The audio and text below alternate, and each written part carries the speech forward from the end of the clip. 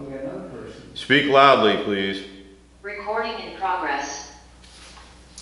Okay, I'd like to call this official regular EDC meeting to order at I think they think this is TMZ. 7:32. It's the EDC meeting. Wrong So place. where is the, it's on already, done. There's no PMZ meeting. It's the wrong place, huh? They've asked for an extension, a 60-day extension. There was a 10-minute meeting, and that was it. I videoed it. It'll be up later. Thank you. Okay. You don't need our advice, I guess, in here. Okay, I'd like to approve the minutes. Did everybody have a chance to read the minutes? Was there any change?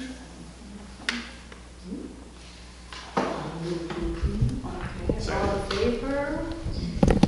Aye, okay, we got that. I think we have an addition to our agenda from Mayor to talk about Cornwall Day budget or discuss it.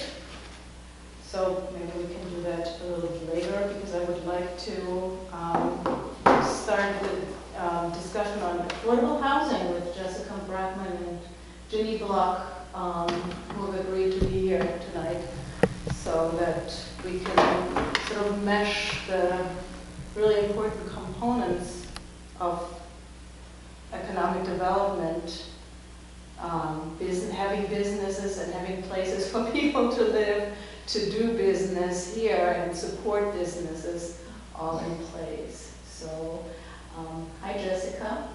Hi. Would you like to say a few words, what your role is? in the Sure, whole thing? sure. I'm first interested in, so you're, and so I can address the themes that you're particularly interested in. You were briefly muted. You sort of like, Sorry. yeah. Okay, I'll just launch into it. So, I was appointed housing advocate. Tell me if I cut out again. About a year ago, and that was an outgrowth of the affordable housing plan that the town put together in 2021, which is a great document. And one of the things that I did not participate in the creation of that, and if you haven't read it or seen it, it's available on the town site. One of the things that came out of it was the idea that there should be someone to be sort of an advocate or coordinator, and so that's what I was appointed to do. And honestly, I'm still figuring out my role. It's been a little vague and unclear what I can do. So I'll tell you the kind of stuff that I'm doing and what I hope to do more of. So the specific goals that came out of the plan were to create 10 more units of affordable housing and 10 new rental units in Cornwall in the next 5 years. And so just some background about some of what the issues are. Just in terms of the makeup of Cornwall, it's 95% single-family dwellings, an average of 3 bedrooms. And apparently, an interesting statistic that I found is that Cornwall has the most second home proportion of any town in the area. So it's an interesting structure of who's here. And partly as a result of second homeowners coming up here, the property values have skyrocketed. They've, depending on what statistic and how you look at it, it's at least doubled in the last few years and maybe even tripled. And so it has kind of priced out local buyers. It's really prohibitive for local buyers. And maybe Janine can comment a little bit about that, about the parcel program. There is one program that is in place. Do you guys know about the parcel program? Yes. Okay, Ginny, maybe you can describe what it is.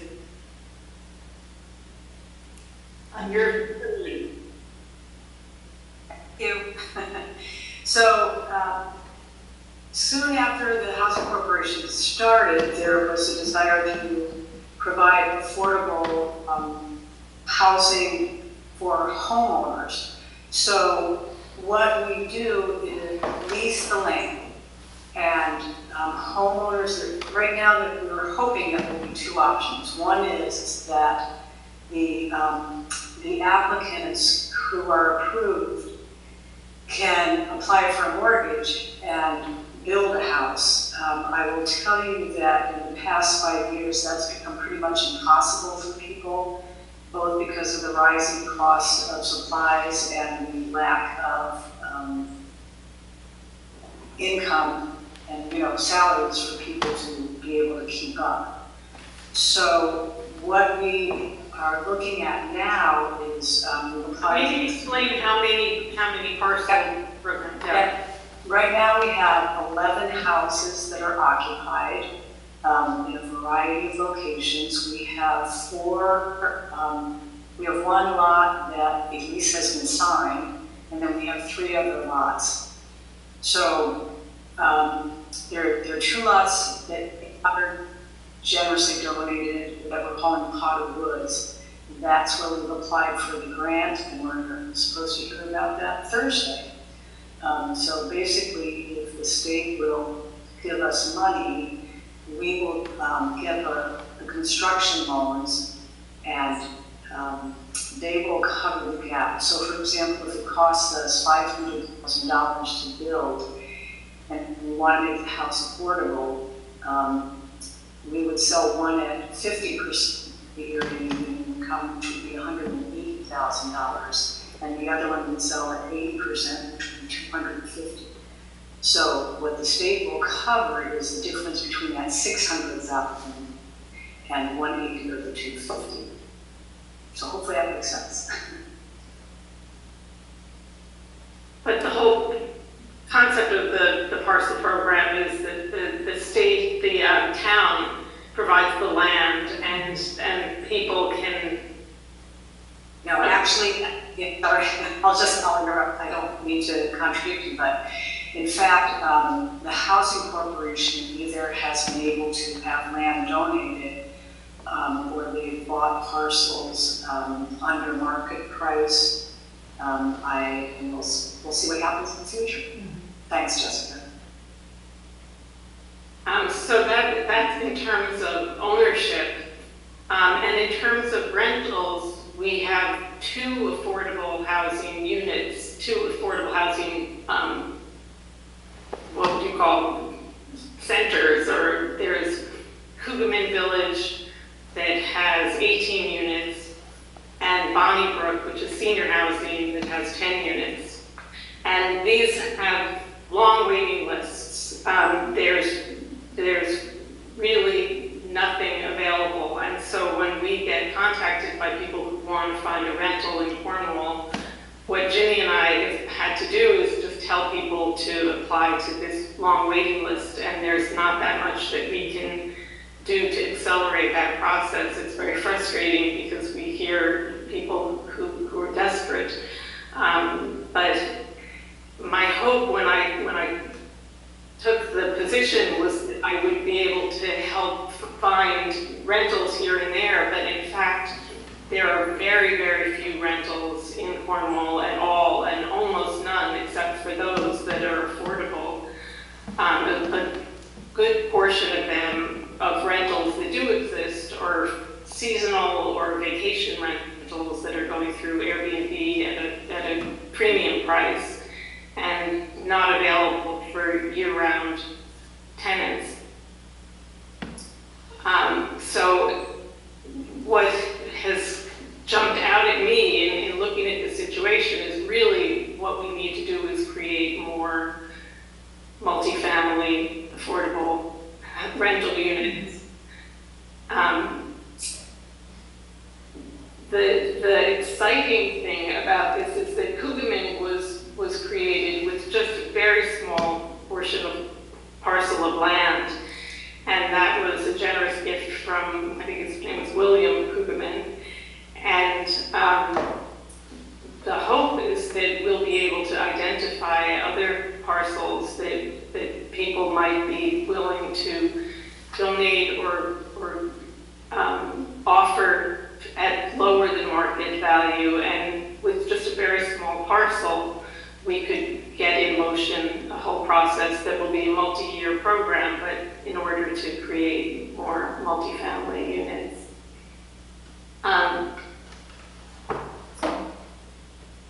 So my particular focus is largely what the Housing Corporation is focusing on, and I'm eager to build on this and try and create these additional rental units. Another thing, just on another side of what I've been focusing on is just getting involved more, getting more communications out there to the town so people are more aware of the issues of affordable housing. We've created a Housing in Cornwall section on the town website, and we're just about to add a frequently asked questions section to that, and also begin to get the information out on Facebook as well, so people can have more information about what the situation is in Cornwall, why it's the way it is, why that presents a problem to our future, and some other dimensions of it. There's also some zoning issues that are coming up having to do with ADU, which are accessory units. The hope is that people also could create accessory units in their homes or on their properties. The problem with that is often just that the construction costs are so high that if they're going to rent it out, it really behooves them to rent out at a high price, and by renting as a vacation home, they can likely make more money than they can renting it out as an affordable apartment. There are programs, and I don't know the ins and outs of them, but there are programs where a homeowner can get grants from the state or federal to renovate and to create an ADU, with the stipulation that it be maintained as a below market rental. And that's something that we'll explore as the zoning, as Cornwall's zoning for ADUs becomes clearer. So that's about all I just wanted to deliver. So any questions, or what were your particular interests in? So I have one question, because I talked also with Ann Gold, who rents out a house on Rexford Road that they always have kept very affordable, and you know, ourselves we have two rental units that we've tried to really maintain as affordable as possible, but we're not counted into that stock of affordable housing. And what is the block that keeps us from being counted into that? Because it seems to me that it is almost like a reward program from the state, that if we create enough affordable housing, that certain percentage, that the state does, give the town something for that.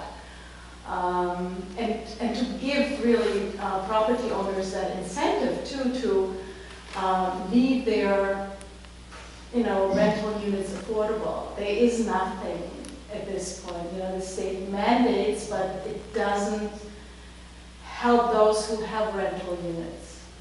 And it doesn't help anyone either later on if you have rental units and you rented it out to someone that wasn't very kind to your property.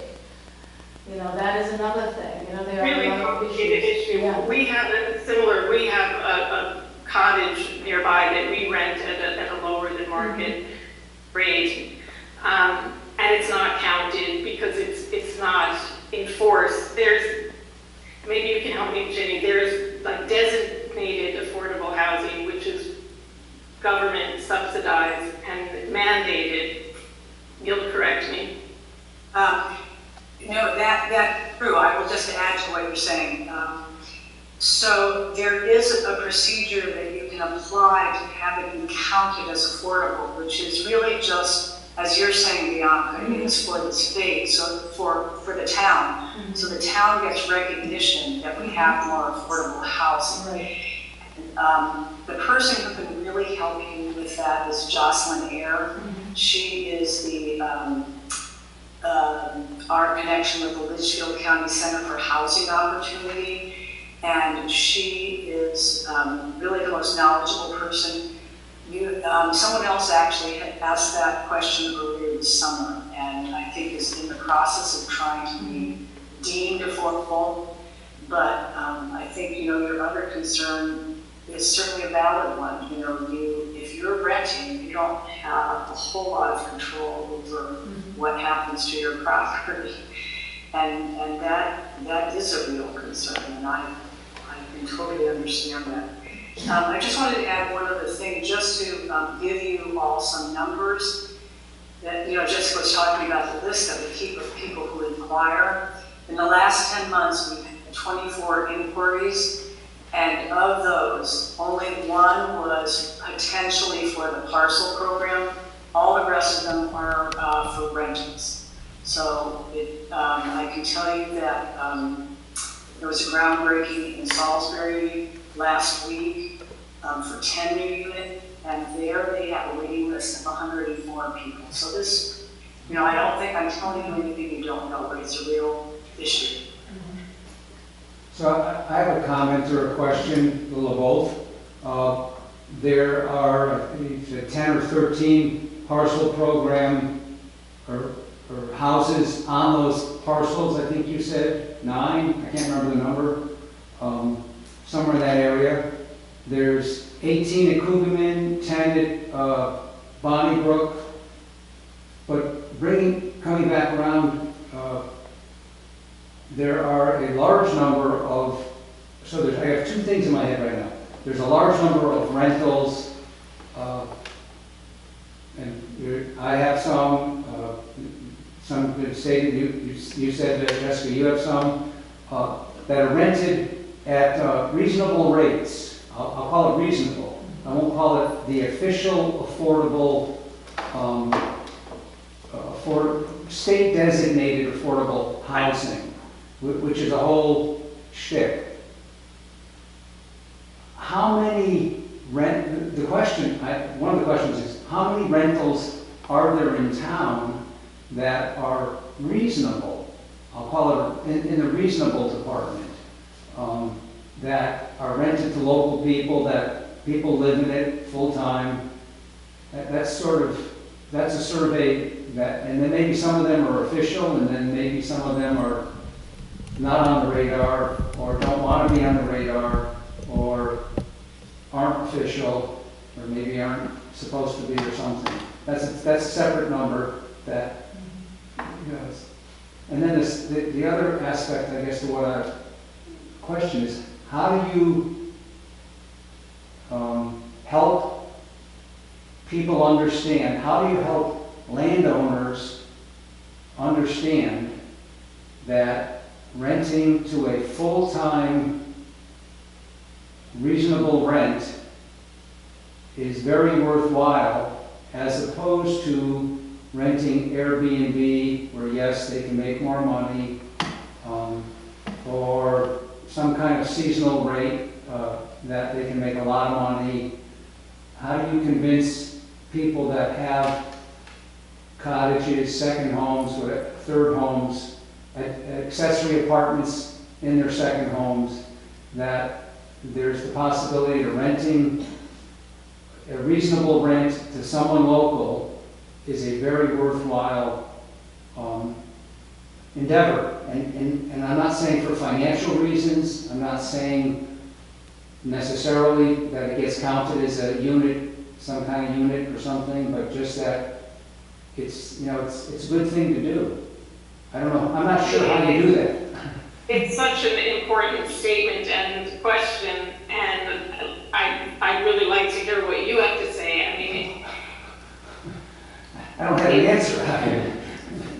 yeah, I mean, clearly, it's so important for the town to have full-time people and young families to fill the schools and to participate in government and to participate in volunteer roles, to keep we're a very old town. The demographic is getting older and older, and that's not a recipe for a thriving, ongoing life. I guess what I was saying is that there's numerous people in town that are very generous, very generous. Cornwall's a very generous town. They give to many things. They help support a lot of things. We're very fortunate that there are people in that position, and that they're willing to donate to all kinds of causes. But can we somehow convince some of these people that donating to the housing cause on their own property is really a worthwhile endeavor? I'm not sure how they just. See, Ginny has a comment on that. I think that is a great question because, you know, in affordable housing circles, you know, one of the more recent conversations that we talked about at the Salisbury Forum is working with the land trust in terms of acquiring land. But I think, Richard, what you're targeting is like a whole different thing. And what occurs to me is maybe what we need to do, just like we've made videos of, you know, young people who grew up here and have managed to find affordable housing and, you know, state-sponsored housing, maybe we need to get somebody who is renting one of those places and do some publicity around that. You know, I wouldn't be able to live here and at this place. I think, you know, it's not something that I've thought about, so thank you.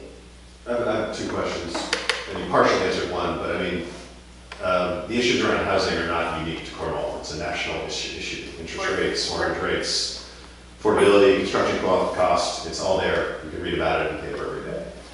You mentioned Salisbury. Are there other neighboring towns that are doing things differently, better, creatively? I'm sure I haven't looked at the housing materials in some time. I followed it in 21, but not so much in 22. So I'm sure it's all on the website, but I don't know if there's a quick answer to that. But then, more relevant to the EDC is often when you're hearing the argument for affordable housing, it's that young families and presumably workers can't afford to live in your town, and that affects business. You can't hire people. Is there any way to gauge the demand quotient of young families or people that might fit in that category of potential workers? It's probably a hard question, but I'd be curious versus sort of seniors or retirees or, you know, folks looking for a getaway to rural Connecticut that may, you know, in their 50s or something, you know, 20s, 30-something kids, families. How do we gauge that? I don't really know the proportions, but I know a number of towns have specifically created workforce housing, and some of them have been done by the business owner that bought buildings or renovated buildings for workers, because that's a huge issue in not being able to get workers. But in terms of, you know, the proportion of how many are young families, how many, is that your question? Well, yeah, I mean, if you look at Pima Village, you say you had, what was the number? You had 13? 18 applications. I mean, the small subset of the 18, how would you look at it? Waiting units. Oh, no, what's the waiting list? 23, oh. Did you say how big the waiting list is? No, I said we had 24 inquiries. 24, We had months. Right. And I can see it's probably about half and half, seniors who are disabled and single parents is what we're seeing. But I think one other piece of information, the Litchfield County Center for Housing Opportunity that I mentioned before is actually starting they are now putting out an inquiry form that when people inquire to any of the Northwest Corner towns, can fill out that form and state what their needs are, how many bedrooms they need, possibly their income, and then that center will then send them applications for places that might have something like that.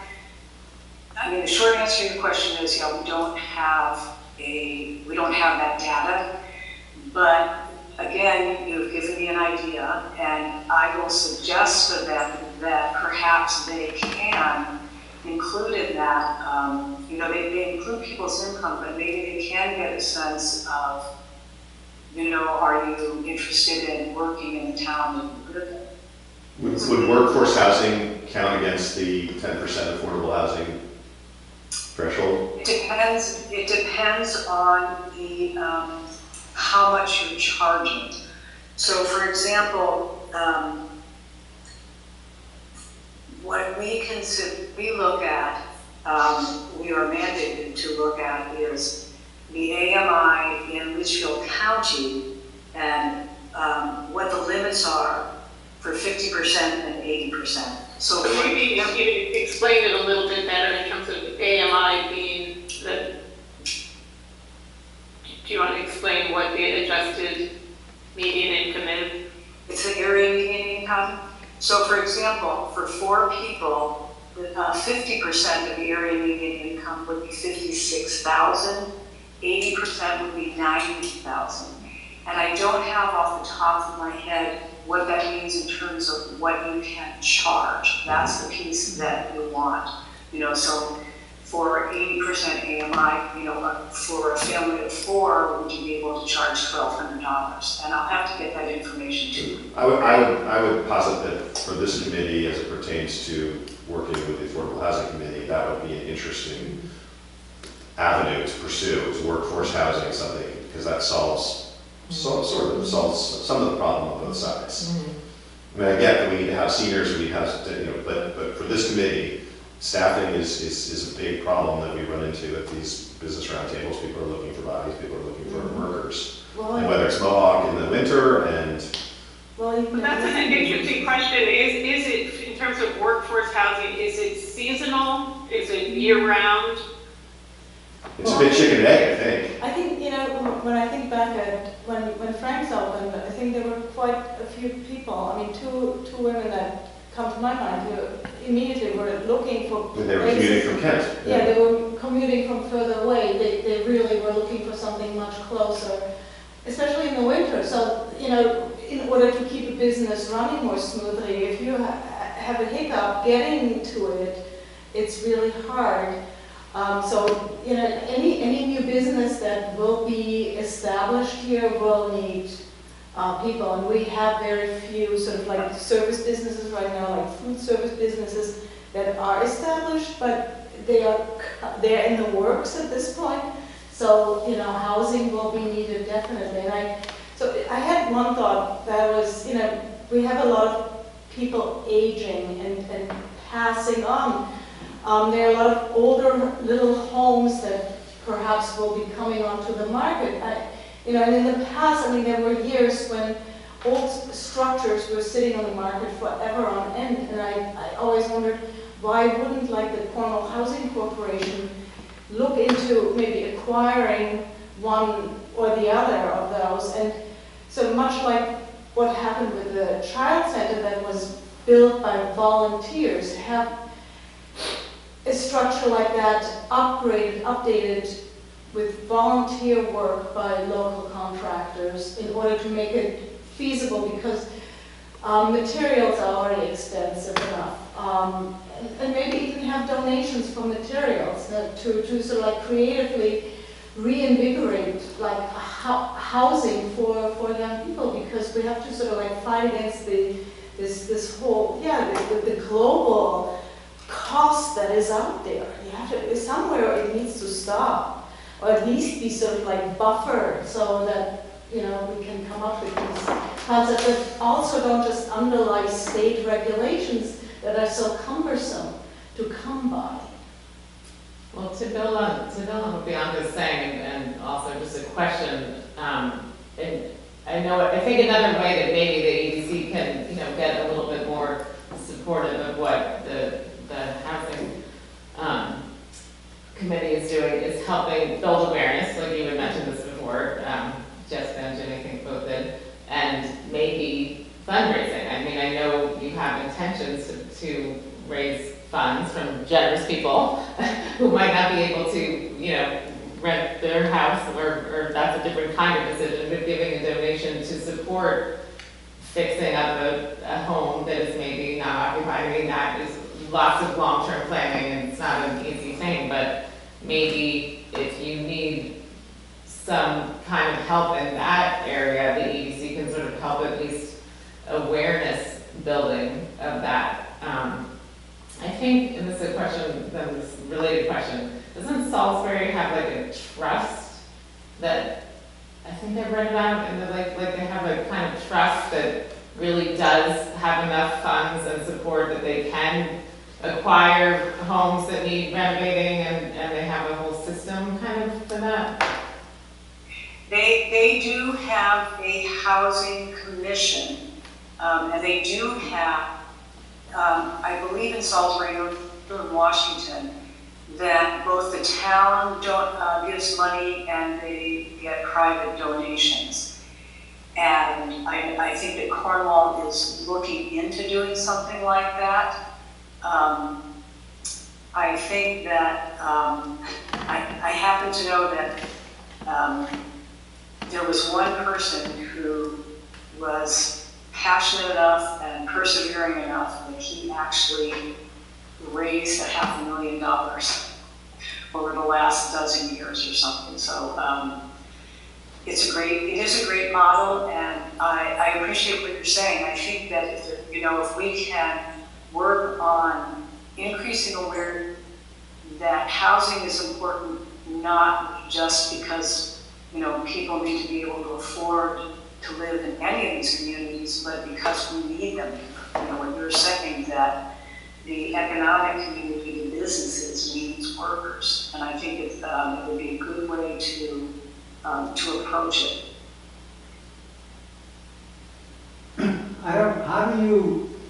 I'm back to my question, or the comment, the thought, reasonable rent, because many of these other designations bring the NIMBY thing to it. There's been some of the parcel programs had pushback when they were initially proposed at a point in time, and they still went through and everything worked out fine, of course. But if you I know that it's important to have government qualified rent units, because that's what you really need to attain for the 10%, yada, yada, yada. But there's, I think, a vast amount of reasonable rents that would help a lot, would help very significantly. Whatever reasonable means, I'm not even sure what I mean by reasonable. What is your experience with that, with maintaining rentals at a reasonable rate? Has that worked for you? Yes. Mm-hmm. And I have several names, and yes. Young people in town that started in some of the places I have, that now have families in town, or are essential people in town. They've owned their own houses now, or they've gone on, they're workers. You may have some of the same experiences. I have a couple of less than exciting experiences also, but that's the downside to it. Well, it's the downside to renting anything. I mean, period. I mean, you can get that on Airbnb, you know, so you can. Well, it seems like that would be great to put that information out there, to let people know that you've had this positive experience, and it is led to home ownership and, you know, bringing people into the community. Would you be willing to participate in some sort of a communication? No, absolutely, absolutely. Absolutely. I think, though, the same thing can be said for the however many people live in the parcel program. All those people that live in those places are, you know, you see them all the time.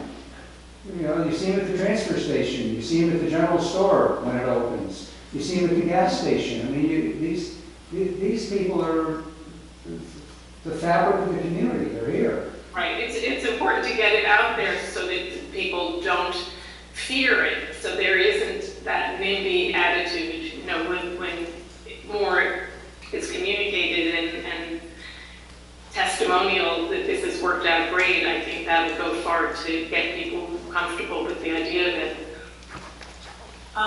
Yes, and I think it would be good. I know that we do have one business owner in the parcel program, and I think, you know, we've sort of played with the idea of approaching them about, you know, being part of some sort of outreach, communication, you know, however we can do it. And I think you all are giving me some more motivation to do that. Yeah, I actually feel like we're getting more good input from you than you're getting from us. So all of your ideas are really helpful. I'd love for you to throw out any concepts. Right, but so maybe we could do like, I mean, we've been talking about round tables. Maybe we could do a round table, you know, between those two groups in the future at some point to hash out more ideas and thoughts of, you know, how to go forth with all this. I like what Richard's saying. I mean, I think part of it is when you call it affordable housing, it has a connotation. Yeah. And I think that really ought to be turned on its head. It's happening should be housing that's affordable, because affordable can mean a lot for a lot of different Or people. essential. Too. Yeah. And if the housing committee is open to talking about it in a more broad sense, because your units don't go against the 10%. Right. And if that's going to be the barrier from which we can't talk about it anymore, then it's difficult. But if there's a conversation that's broadening the supply, that's giving more diversity in entry points of rents and possibly ownership, that may not fit into that, check that box, that's a very valuable conversation. Encouraging, you know, to your point, I mean, there's a cost to owning your property. You gotta pay taxes, you gotta pay your mortgage, you gotta pay whatever it is, and then it's cost plus. Maybe that cost plus is just enough to make you happy and puts it in an achievable band for a young family that wants to come live here, and suddenly you've got one or two more adult age workers. And I would possibly, I mean, you as the affordable housing advocate, and Jenny is the chair of the committee of, I'm not sure what your actual title is, but I think that you're both looking at housing in the broad sense, not just in the narrow governmental required sense, I think. I would believe that to be true. No, it is true, and I actually don't really have that great an aptitude. I don't have great knowledge of how the government programs work. That's one of my deficiencies. I haven't had experience working in that, you know, mandated arena. So should we? Should we try to move on? Yeah. Yeah. Thank you, Jessica and Jenny. Okay, And maybe we Thank you. can, in fact, schedule some roundtable Yeah. on this whole topic so that we can all get together again. Yeah, I would like to end to list a few of the themes that are important to you, so we Okay. can, so, you know, I can follow up on them. One of them was the workforce housing. Mm-hmm. The other, Richard, was the idea of getting it out there to homeowners or landlords that it's a positive thing to rent at a moderate rate. Were there any other particular themes? If there's any sort of demographics that could be applied to the, you know, trying to understand the demand equation, because it gets gets thrown around a lot. There's all this demand, but does anyone really know what it looks like? So, are you looking for more than just age and number of bedrooms? You're looking for potential employees, is that what I'm hearing? Yeah, I mean, I think as it pertains to this committee, the value in affordable housing is the ability for eligible workers to find homes. That's different than senior, it's different than disabled, it's just, it's a different proposition. One thing I'll just throw out, I do know of people who have apartments in their home or near their home that they like to keep for family during the summer, occasional visitors, and so it's the idea of renting out full time is problematic, but they're open to renting out for workforce on a seasonal basis or something like that. So there might be ways that can be coordinated so that people have the freedom to use their homes either for Airbnb or for family during certain seasons, but can use it for workforce other seasons. Anyway, I'd love to get more thoughts, and Jenny and I will pursue these, and let's continue the dialogue. Okay, wonderful. Thank Thank you. you so much. Thank you. Thank you. Take care. You too. Next, I think I'd like to switch around to get an update on the budget first, and then Mayor's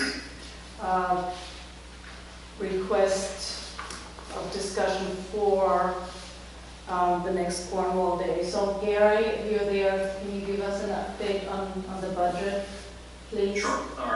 Our current fiscal budget is $6,500, of which we've spent $250 year to date. That's all. 250. Okay. On the printing, right? Yeah. The Oh, last yeah, one, right? yeah. Right, yeah. Okay. Yeah. Can I see that? I just put this together based on the last meeting. We talked about, looking at a plan as opposed to, more in advance. So I think before I speak to this, though, which isn't really anything, that complicated at all, I think we do need, I've gotten sort of pieces of feedback from business owners, mixed, again, there was mixed, the weather, and, we talked about it a little bit at the last meeting. But I think we do need another roundtable, and I think the hard thing frankly, about Cornwall Day, and actually Jane has said this from the beginning, we've done a good job kind of putting it back on the map, making it a time where, business owners can do things and know there's a day, and it's had some nice impact in some ways, but I think the business owners need to own it. Yeah. And I talked to one business owner, I talked to one, I talked to one business owner who really thinks it should be in the fall, for example. So there's just, everyone has their opinion. We're here as an EDC to support it, to have the budget, to promote it, to make sure that, all of the events that happen, or all the businesses know, and everyone has some awareness of the different events that are happening.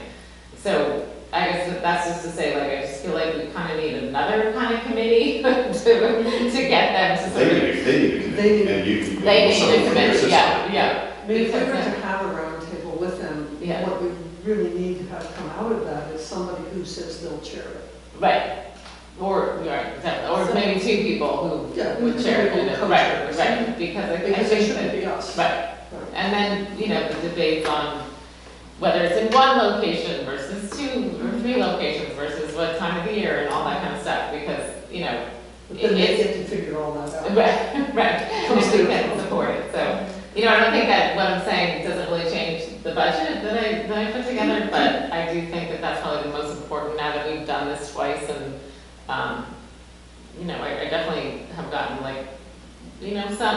certainly some positive things, but also some opinions about how it should be done differently, So maybe those Yeah. are some of the people who will step up and do it. Right. So, Strong feelings about it. But I do think that if we intend to ongoing support it from a promotional standpoint and just making sure people are aware of it, basically, I just, I just looked at last year's budget and I just was thinking, the music and art seemed, it could increase a little bit if we want to make music. Everyone loves the idea anyway. But poor Frank got rained out with his jazz band. So we could increase that a little bit. So I put 500 in there for music and art. The lawn signs we can do again, posters we can do again. I was thinking of, So one thing with the lawn signs, I think we could even just get, big stickers that show the date of the event, because it already says Cornwall Day on it. right. We could recycle some of that too. We could because recycle it's some of plastic and it becomes just such a, I You know. know, we want something for the Playway Tour, we have signs, Right. and every year I just get vinyl stick-on numbers for the dates, and they go right over the previous year's dates. They look as though they're printed on there, and it's a fraction of the cost and a fraction of the weight. I know the waste is so bad. Yeah, Yeah, I it's like, just, I hope, that's definitely a good idea. Hopefully it can work. I was also thinking, that this isn't on this list, but have you seen, and I know you do this, you do like a, tent sign in front of the witch house all the time with like your latest, because the Salisbury Fall Festival, The Litchfield one? no, not that one, the art one that just happened, there's a fall festival in Salisbury, because I drove to Millerton this morning, and it just had, instead of pretty lawn signs, I think it has a combination, it just has those like plastic tents that you literally stick the letters on, you know what I mean? So it doesn't, it's just an investment in something like that, it could be another way, just that way, it's like Cornwall Day, July 28th, and you just have a basic sign in some places as opposed to a prettier lawn sign. It's funny, I've really been looking at them because we're redoing the Claymore one, and I made a point of looking when I met all these intersections, and there are 13 signs, and trying to figure out what you can actually take in the 2 seconds. I know. And it's very It's not a little. lot, right. So I think if we're going to invest in something, it should be absolutely simple with just exactly what you need and not another anything. Right. Because you can't actually read them. Right, and they were a little too dark in color.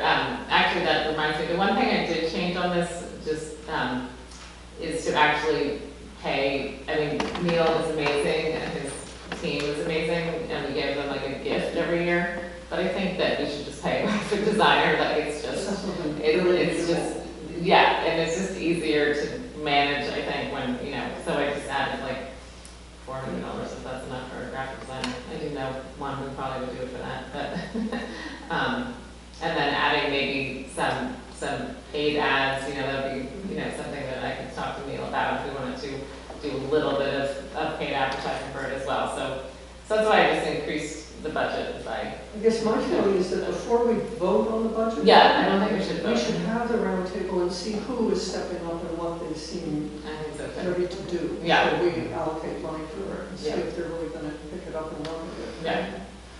Yeah, I would kind of agree with that, because if we vote to increase the budget, we're up to a third of our budget, a third of the EDC's budget, we're gonna own the project. Yeah. Right, We no, want I to think do we is need to hand the vote on project this, off. yeah, right, The EDC does. right. And each participant, or the businesses have to step up and do something. Right. And we have And wouldn't that be new more businesses too? coming and, right. So it is, So I guess we should probably plan that round table sooner than later to see if somebody does kind of emerge who's Yeah. ready to take it on, or a few somebodies. well, even a nice idea to do before the holiday time at Trinity Retreat Center, or is that different one? I think that's a bit different. Okay. So, Jason, who's now the general manager at Trinity Retreat Center, has offered to, he basically offered to host a get-together there. And it'll be December 14th from 6 till 8. Oh, really? And it's sort of I think a festive way to celebrate Cornwall businesses, to like pull our business community together, to get everybody to, see one another, and just sort of like brings in togetherness, especially during the holiday season. I think that's always, if we had like a Chamber of Commerce, that's probably what we would be doing, and I think it's an important way to get community together, and especially business community. So he had offered that, and that's basically, they're hosting that all. So a business gathering, like that's what they. Yeah, and then we can invite exactly. anyone who wants to come, but Exactly. but that, he didn't have some other intention of the audience. No. This guy, okay. Yeah. Okay. So we should probably do the roundtable before December 14th then, about Cornwall Day, right? I guess? Probably. Okay. There's someone, I guess we can invite Marina, and then or Right. We could also have because, perhaps at the Well, next meeting, I right. reached out to her before. right, Yeah. okay. We can figure out a date for a roundtable. Right, and we will need to promote the gathering Okay. via email, and perhaps another insert, but an announcement in the Chronicle, Okay, on Facebook, and okay. explore Cornwall and all that stuff, probably. So thank you, Gary, for making it a quorum. Thank you, really. It was a worrisome moment. I have a question for Mayor. Besides my compliments for reinvigorating Cornwall Day, who helped you execute it? I mean, Neil, I think, here's the thing. It's not really about, it is a lot of work for Neil and I to gather like the different events and the different emails from different business owners, but it's not like such a big idea to, if we could sort of, if there's more leadership from the business side, I think that will become more streamlined. So, I just think it is the ownership, taking on more of a leadership role. I don't feel like I was like in charge of it, if that's what you mean. You know what I mean? So Neil and I worked hard to promote it and to get the information together to make sure the information was as clear and, looked as nice as possible. But I think it just needs another level of leadership, which is not the EDC's role. But there were people who came, there were business owners that came to the roundtable meetings that we had in February, March, April. I think we started them. And we had like 3 pretty well-attended roundtable meetings, So there's people who, have something to say and some involvement in it, but Neil and I put together all the details. Thank you. Yeah. Maybe we should have a roundtable maybe in October, Maybe, okay. mid-October. What should we do? Should we wait Let's until reach Will? out. Let's have coffee at Will's. Is he opening? In October? Would be nice though, right? Can we go for coffee? Yeah.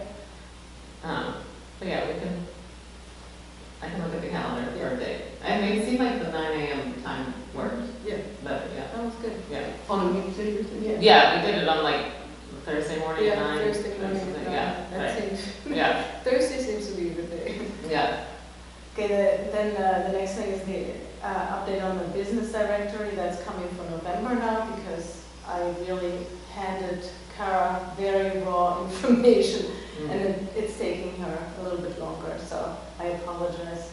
But it's hard to even pin businesses down. One comes, one goes, and that's just horrible. So, and And we decided to do the smaller printing, correct? Because of that. no, this is the business that Oh, the directory goes directory, into okay. the Chronicle eventually. Next is you, Oscar. Yeah, no, I just saw that and made it all the way. this is a bit more spitballing, but it came in sort of on the heels of what was going on with Three Guys and the flower shop, and then ultimately Frank.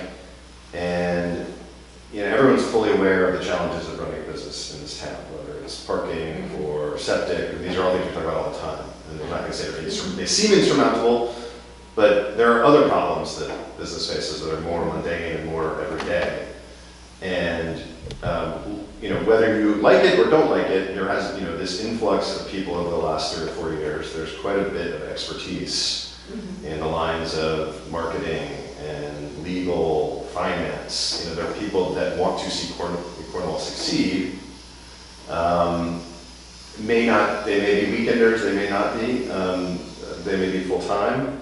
But I received a lot of comments after these 3 businesses were on, one closed, one was on the verge of closing, and then another one closed.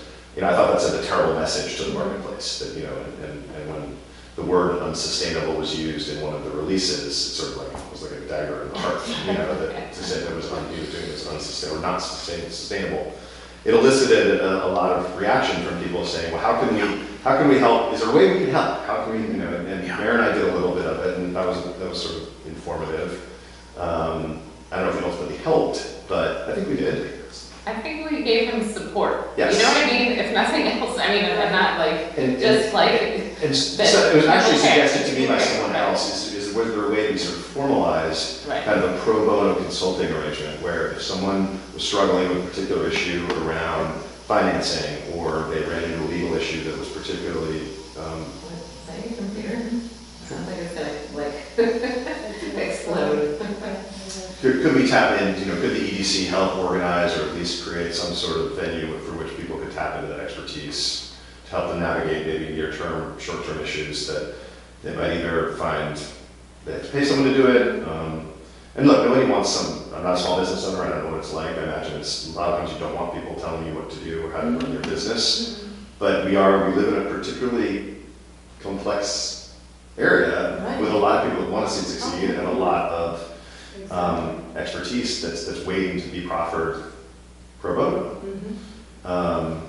And that was really the extent of it. This was someone else that came to do this idea. We sort of sat around and we sort of went down a list of all these people that are doing all these different things. And clearly there's a lot of marketing, clearly there's a lot of artistic, but there's also legal and financial. And so if business owners, and maybe this is a topic for discussion at the next roundtable, would this be helpful to you if you had a resource? Oh, definitely. I can tell you that we ran in, with the business we were talking about, we ran into there was a legal question. I didn't have the answer, you didn't have the answer. I did a little smiling dialing and got a hold of a lawyer in town that wanted to remain nameless, but he was particularly helpful. He actually gave me quite a bit of good information that I was able to pass on. I don't know if it...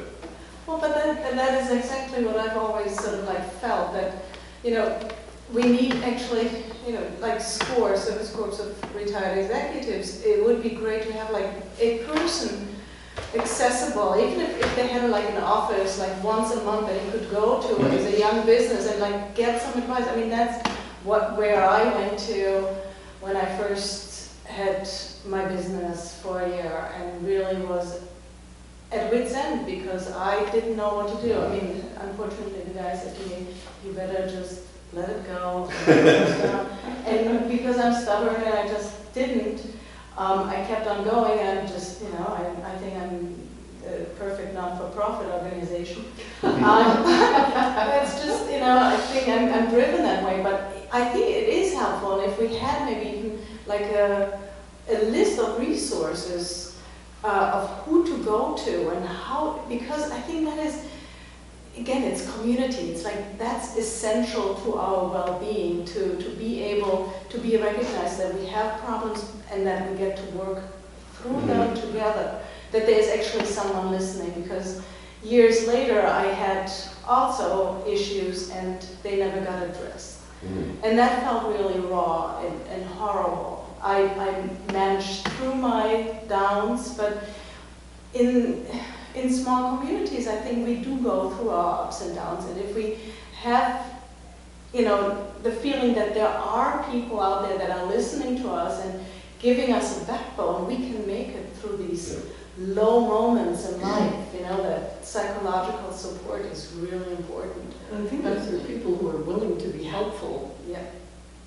People will be very grateful for that. Oh, Yeah, no, I mean, I had a committee of 4 ready to go. Right. You know, they're Yeah. all like, let's go. Well, I think we sort of de facto did, that's Yeah. what you're saying. We de facto We, did Mayor and I that. sort of said, we don't want to see this happen, so we're going to, Right. sort of outside of the EDC, Right. we decided to take it upon ourselves. But I wonder if those resources would want it to be formalized or not. I don't know what Yeah, others this say. is Like, a purely the EDC is still spitballing. It's, the- you know, is it, and the- again, it's, you know, Right. Rich run me telling him how to run his business, maybe not, probably not. Right. But, Well, if you've got to renegotiate a lease and you've got a real estate attorney that's got a second home here and you want to let him look at your lease, and you're willing to do it for free, understanding that, you know, it is what you get. You can't hold them accountable if there's something wrong, and Right. you get something more complicated, but, everyone has to sort of play nice around it. But, Well, I think, you know, as a small business owner who set up my business with very little capital, luckily clay is cheap. You know, you can, Until you form it.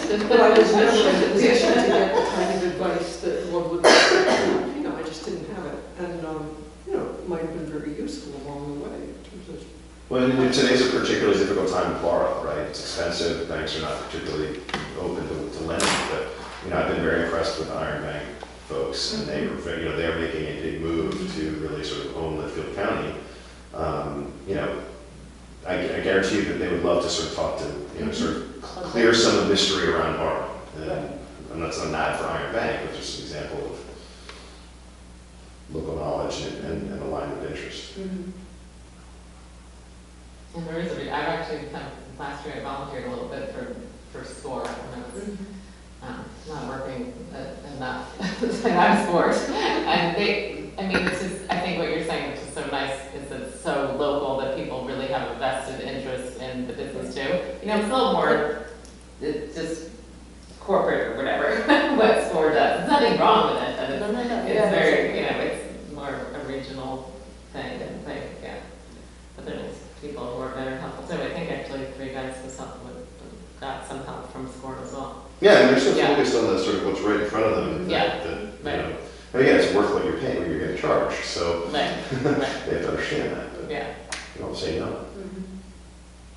So that was it, that was sort of the concept, and I sort of leave it to the people who are interested, we could kind of take it further, but. I think it's a great idea. Yeah, I think so too.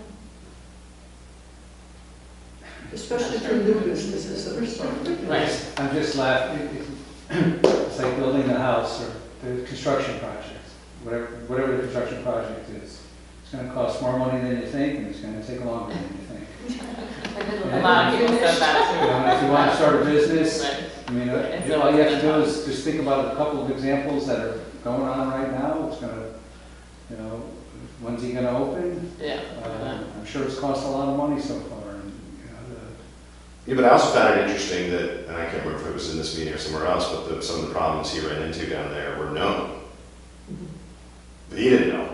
Like, people knew that there was, like, Yeah. well, so, yeah, it's. I'd say some were sort of known, Yeah. some were not so known. That's actually what I think delayed part of the whole thing to begin with. Delayed the closing. I mean, there were different problems. But this is what you're saying, there always are unknowns. As soon as you uncover one thing, you find There's always issues, that's yeah. the nature of. And there's always zoning issues, and there's always. Well, yeah, again, we know, we're well aware of the complications of starting a business. They're pretty exact, you know. The cost, demand, taxes, real estate, that's all there. Right. But it's the more sort of subjective stuff, like, you know, if you could get some input, some pro bono input on your marketing plan, or what is this community really all about, you know? Maybe it's not our, you know, someone suggests we just. Oh, skip no, it. absolutely. Yeah. I'm not Yeah. denying that. I just think sometimes people go in with their eyes nice and big and are unaware of reality. And Yeah, but I'd rather be part of an organization that is supportive of that vision and try to make that reality a little bit closer than sort of all reasons not to do it, right? You said something interesting just now, though, about knowing who you're marketing to. Said it better than that. And I think it's an issue in Cornwall that maybe could be addressed a little better, because I feel like there's a huge range of people in town, from people who can easily buy their $40 chickens, as was advertised, and those who really are never going to buy a $40 chicken no matter how long they live. And it's possible that some businesses miss the mark by not accommodating. As a business, you have to figure out who are you aiming for, can you accommodate both, what's the range you can accommodate, and so on. And I'm not convinced that Cornwall's been doing that as well as we might. And as these new places are opening, I think it's an issue that would be worth looking at for their success and for the health of the town. And for people feeling that they can live in their own town. I think there are people who've been here a long time who feel like they can't be here as much as they'd like to be. True, but I mean, inflation is inflation. This isn't inflation. It is This the isn't cost of inflation. living, it's just, it is what it is. That's not what I'm talking about. I think there's a difference between inflation and aiming at a very, exclusive kind of demographic or at a broader. I'm saying I would like to see some stores that have a broad reach, a wide reach. I'd like to see some basic services. I'd like to get a cup of coffee. Yeah. And so I think, that would be, if you can get to a certain level, and if you've been successful, you then have some basic, everybody's sort of happy at that level because they can now get a quart of milk when they need to get a quart of milk and not drive to Sharon or Torrington. And then hopefully, if you're successful, then you can have a little more diversity and you can apply to different segments, and you can have a restaurant that's here, a restaurant that's here, or maybe two restaurants that are here. But we don't have it. And so I would take the tack that I'd be supporting anyone who wants to come and start a business in Cornwall. Because it's hard. And so if someone's got the vision and someone's got the desire and the will to do it, we should try to make them successful as best we can, because it's all going to be incremental. And if it doesn't work, you're going to know pretty quickly. This sort of tacks on to segues from that. We have the local, which is great in that it supports the local farmers and artisans and so on. And basically the local runs as a nonprofit grocery store of a sort. And sales from that go directly to the providers and so on. But I've just been wondering along the lines of what I was saying is if there were a way to broaden the service so that, yes, it would still continue to do that, but it could also have some other things in there, maybe not all farm, organic, naturally grown here, but that would make it more accessible to a wider group of people. We have space down there. They've got refrigeration and stuff. They could have a wider range of things, and I wonder if there were a way. I know they do these nonprofit grocery stores in underserved neighborhoods. There's a whole movement of doing them, which are aimed for communities that are considered food deserts and so on, and we're hardly that, and I'm not suggesting we are that, but the model might have, there might be ways to extend, that concept so that you could also have some more just basic staples at reasonable prices for people who want to pick something up, without... I think the challenge is the procurement, is the minute you start to Right. source outside of the community and you're buying It is butter a from challenge. a distributor, then there's Yeah. a transaction, it's taxes, and now you're for I know price. it's a challenge, but I think that one of the things is if it's nonprofit, you can get grants for these things. They get subsidies. I don't... Is this EDC? Yeah, is this EDC? We gotta keep moving along. Yeah. Oh, maybe not. Maybe not. It's just... Good idea. But It's it's a just co-op. I like the idea Cooperative out there market. because there might be people who might Well, want to make it then, happen. Yeah. maybe that is another round table. I think there are a lot of ideas that have popped up. Or it could come During up this at the meeting. round table. Yeah.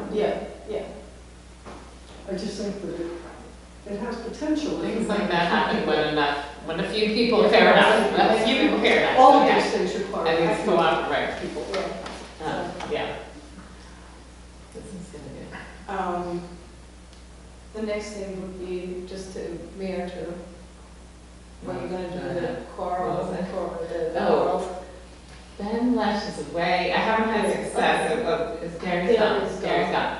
I haven't had success in, a couple people are away Yeah. that were involved in the Monday library, so, Okay, yeah, well, yeah, Talk about it next time. Right. It's not that pressing. right. Then Gordon, So we're, well, the holiday lights are, I mean, that's a lot closer than the Cornwall holiday. Day.